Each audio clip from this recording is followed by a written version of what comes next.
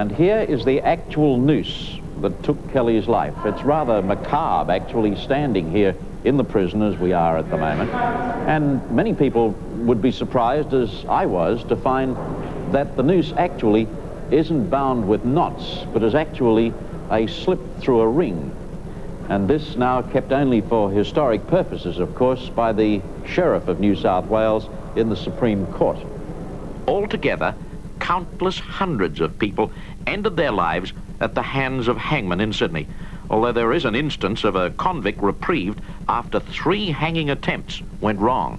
That was 1803, probably here in Essex Street, right above the location of the first and second jails in Sydney. As a matter of fact, the first jail was right behind me, where the beautiful Regent Hotel now stands. The locations for hangings in Sydney vary depending upon which historian you happen to speak to. But the very first hanging probably occurred right here in Essex Street, and it was just 6 weeks after the first fleet arrived here in Australia. The victim, a 17-year-old boy. His crime, stealing food because he was starving.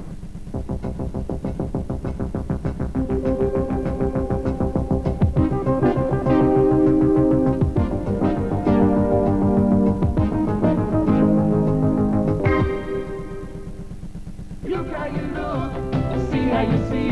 You feel so good when you see as you should with Polaroid. Look how you look, see how you see.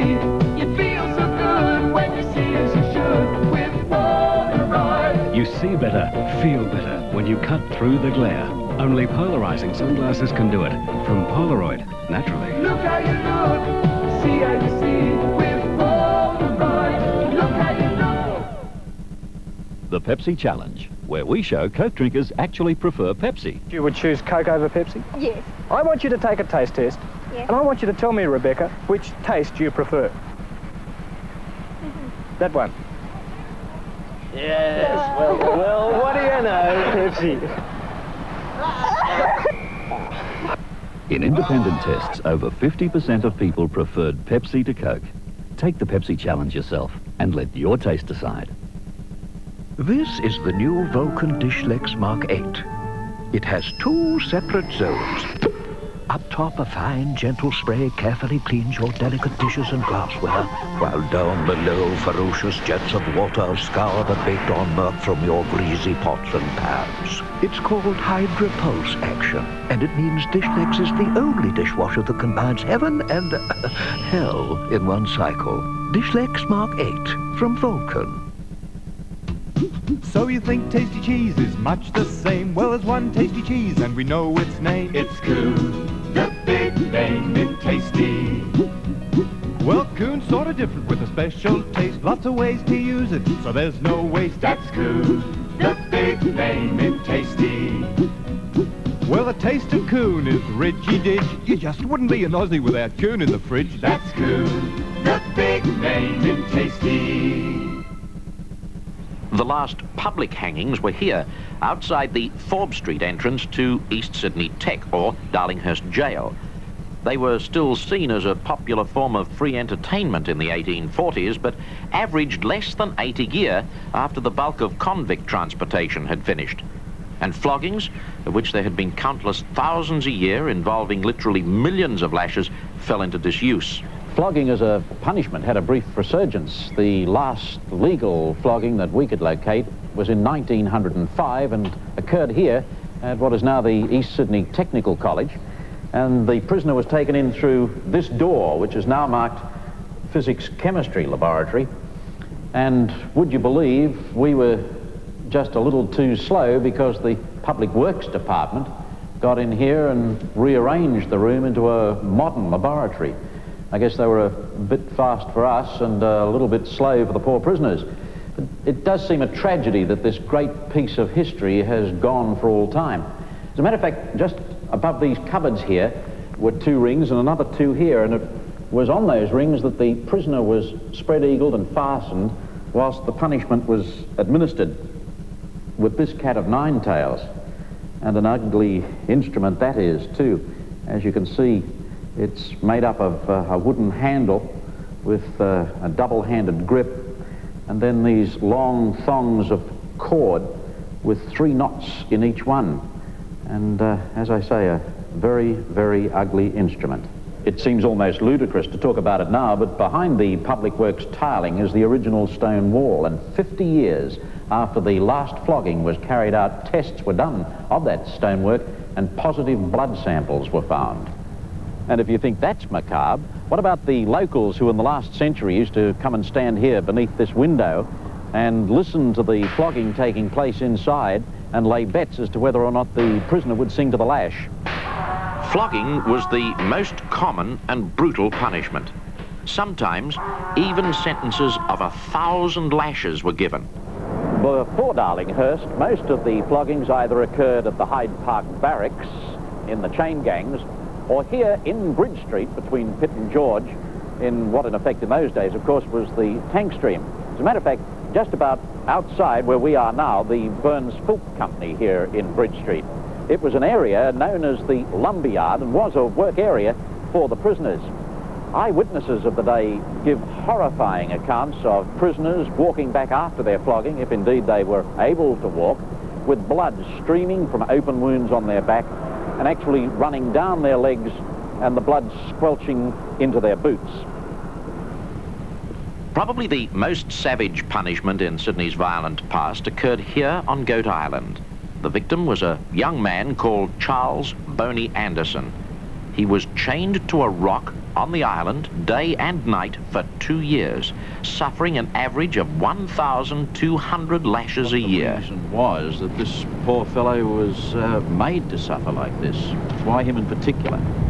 Well, apparently he used to look up from his work. He used to continually try to escape all the time, and that's why he was flogged. It got to the stage where they couldn't control him any longer, so that's when they decided to chain him to this rock here for 2 years. Well, we think the chain was fixed to the rock just here. The chain was then fastened around his waist, and that just gave him very limited movement around the rock. We also believe there was a makeshift screen put over here to protect him from the harsher elements of the weather. As you can see, we're exposed here to a southerly aspect. Yeah. Very, very strong winds we've got coming through today. Yes, and this fellow, of course, in 2 years would have suffered everything from the extreme colds to the boiling heat.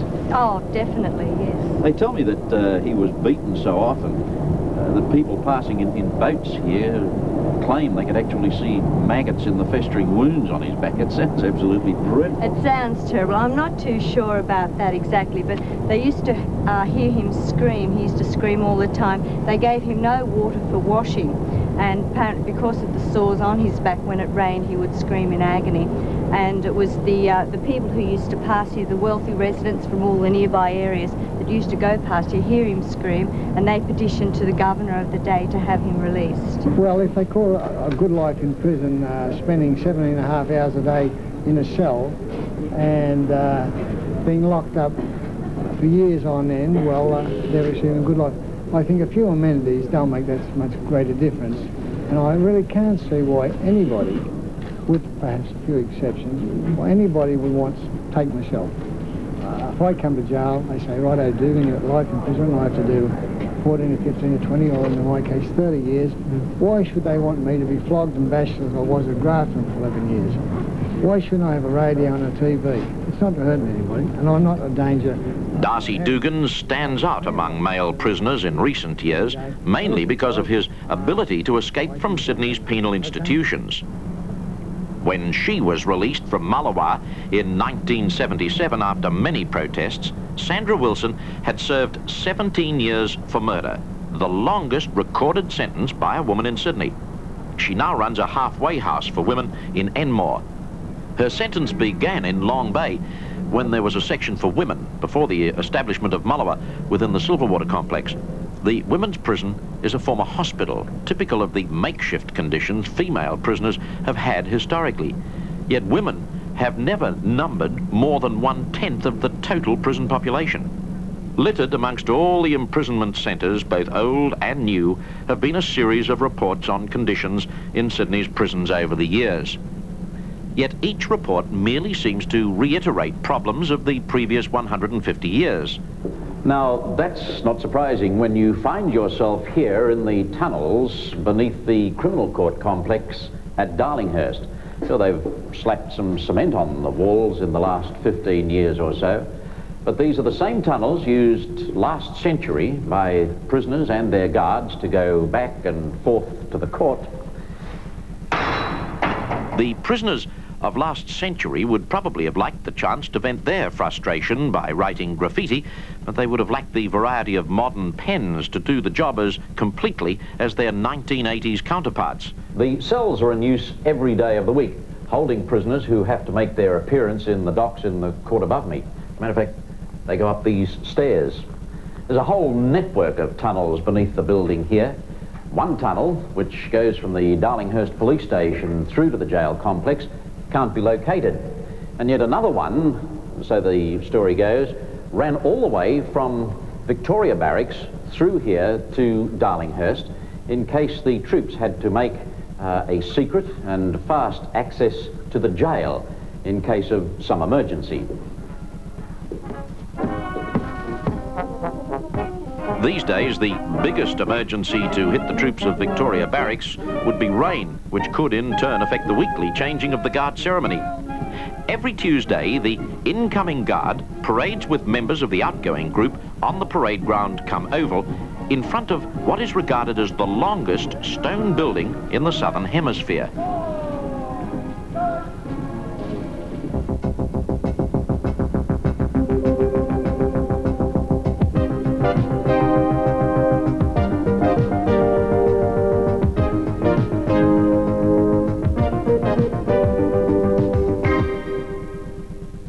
Welcome to my little home. Thank you so much. It's not true. It couldn't be. Is Esme in love? I fail to understand how a lady of your charm hasn't been snapped up. Who is the mysterious wealthy stranger in Miss Watson's life? He's here for plunder. He's a con man. Has the lovely Esme found Mr. Right? Take care of me. Will Cookie thump him? A girl like this one you never saw. She's beautiful. Hey, Doc, have I got a daughter for you? And June Salter is brilliant as a brave Jewish woman when Channel 7 brings you the first full-length country practice special, and it starts 7:30 Tuesday night.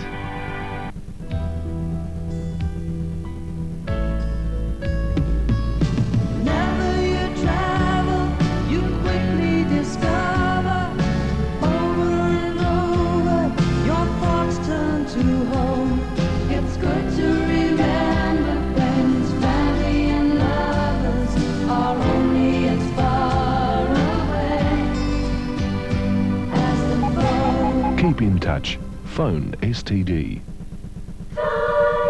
Life can be what I want it to be. I can turn a dream into a reality.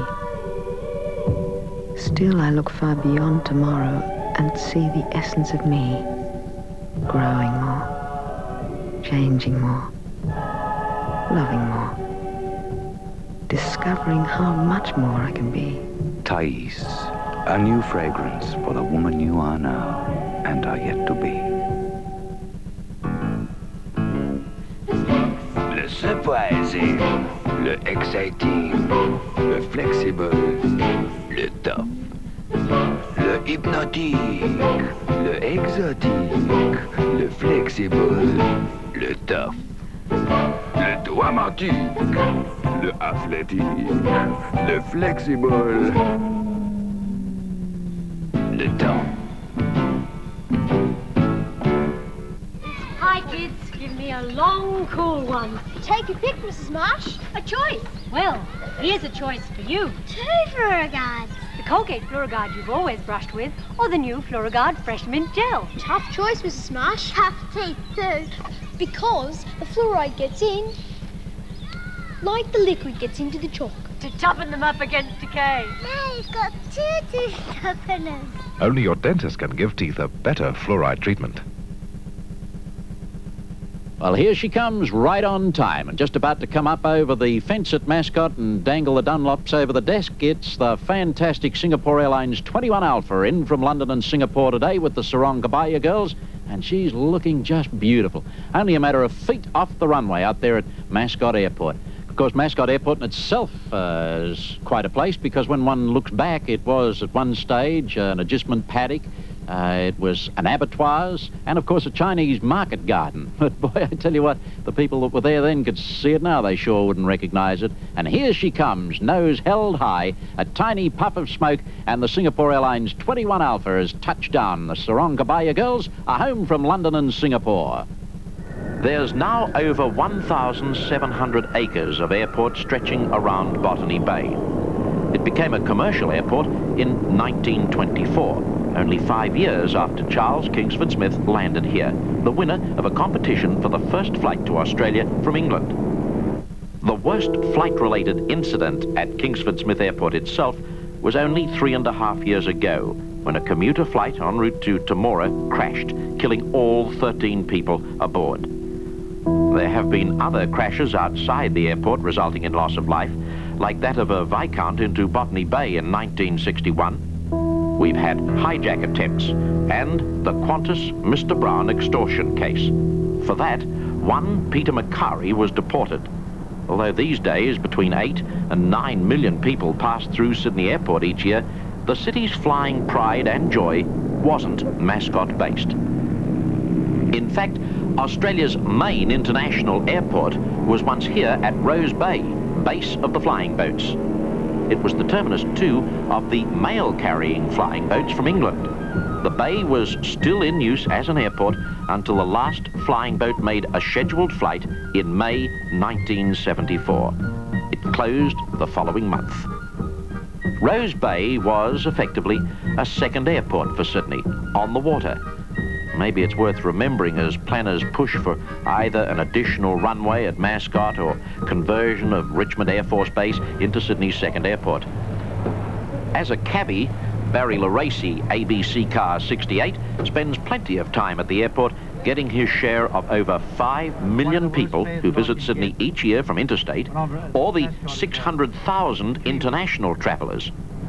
I find that they come and ask about the price of the fare before they go, and if you're out by 10 cents at the end of the journey your way, they usually have quite a heated discussion, and even as much as accuse you of going the long way.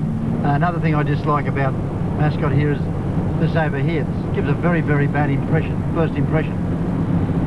The row of trees along there, for argument's sake, would hide it completely. The things that the people like to see in Sydney are the Rocks, the Opera House, King's Cross, Bondi Beach. I myself like to take the people over to the North Shore, over to the northern beaches, then come back to Manly and let them get the hydrofoil or the ferry back to the city. This gives them a real general picture of Sydney, what it's all about. The Rocks was once described as a retreat for filth and vice without equal anywhere in the world. Now it's seeing a rebirth as a place for eating and entertainment. Just about the first everything stood in the Rocks. The first street, the first flour mill, even the first cemetery, although it does seem to have been lost. Some say it's near St. Philip's Church. Others say Harrington Street, and others still say down by the Water Police Depot. Anyway, in one of those places, in the Rocks, probably lie the remains of people who died in the first year, even the first days of settlement. Much of the Rocks lies as rubble beneath the southern approach to the bridge, including some of Sydney's first and most beautiful terrace homes. Even the Argyle Cut sits hidden and slightly forgotten under the approach to the bridge. Imagine digging and cutting through this with primitive tools and only the cat o' nine tails as a thank you. Yet the cut shows perfectly the sandstone which has been the cornerstone, literally, of Sydney's development. It is our foundation. And it was certainly the foundation of Cadman's Cottage, the building generally regarded as the oldest residence in the city area. It was built around 1816 as the home of the government's head boatman, John Cadman.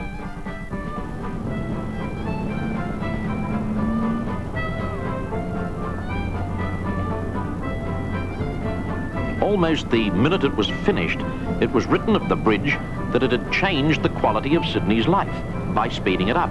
People were rushing by electric train, bus and car, losing tempers in traffic queues. More than 50 years on, nothing has changed. It's true from Day one, when the crowds of sightseers walked out onto the bridge for the first public crossing, until the celebration of the event last year, the bridge has been the soul of Sydney with a special lure. Now, the bridge is such a part of our life, I guess there's not too much more that we can tell you about it. I find it absolutely unbelievable that this giant structure was commenced at either side of the harbour and joined in the middle, missing out on being an exact fit by, you know, just that much. As a matter of fact, if you look down below me here, you can see where it actually did join. It's on a lower spar, not here where I'm standing right at the very peak of the bridge. The other point worth pondering is that without the bridge, Sydney may never have heard of one of its most famous sons, seen here in an early television interview. What do you think we're doing wrong then, Paul? I don't know till I get right into the organisation, you know, but there's a certain amount of class lacking from the show, and I think maybe I can add that to it, you know. Yeah. All modesty. Hello, Channel 7 viewers. If the rise of a rigger to top comedian is amazing, so is the fact that the toll remains only 20 cents, despite galloping inflation. And given the fact that we still don't expect to have it paid for until at least 1985, some say there's no end in sight, it is possibly the highlight of a bridge of highlights. Tenders were first called for the bridge in 1900. Then World War I delayed it, and construction began in 1923. And they did their job well. Experts say that with care, Sydney Harbour Bridge can last indefinitely, certainly hundreds of years. There's one man who'd give his right arm to have seen this huge structure that we Sydneysiders take for granted. His name, Francis Greenway, and in 1815 he stood here at Dawes Point and dreamed of a bridge crossing. He was a convict, but he was also a brilliant architect, and Governor Macquarie released him to work on Sydney's buildings. You'll find him on one side of our $10 bill, which is ironic because he was transported for forgery. It's worth looking at our currency, actually, because on nearly all the notes, there is a strong link to Sydney. The character on the reverse side of the $10 bill also deserves a mention in the Sydney story. Henry Lawson wasn't constructing buildings, but prose. Greenway's contribution was far more practical, and several of his buildings are still an important part of Sydney. Places like the Conservatorium of Music, which was actually designed by Greenway for Macquarie as his stables, and before that, possibly as a fort.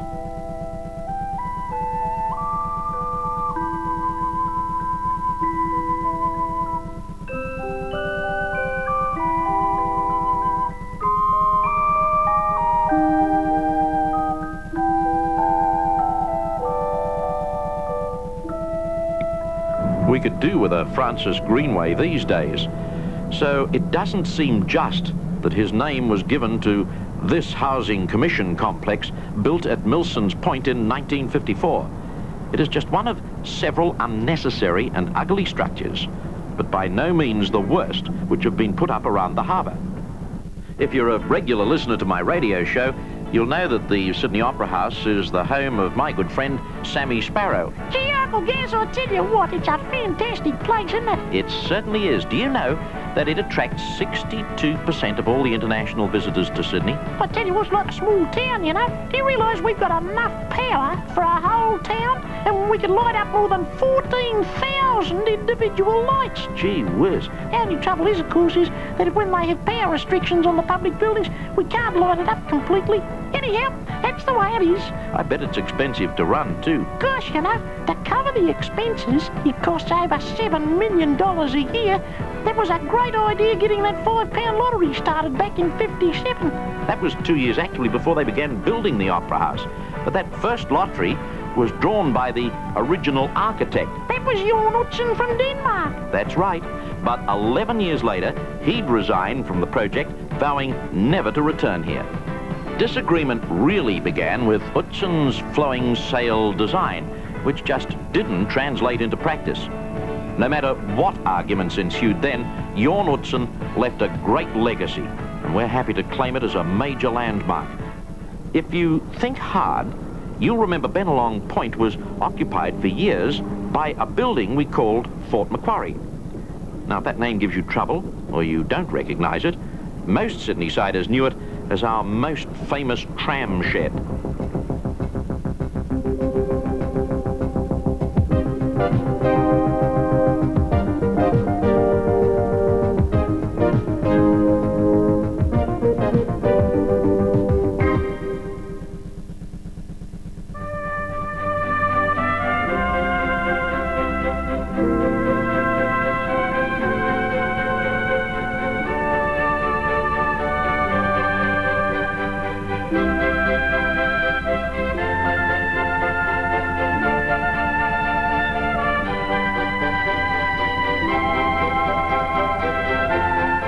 The Blue Ribbon Heart from the streets.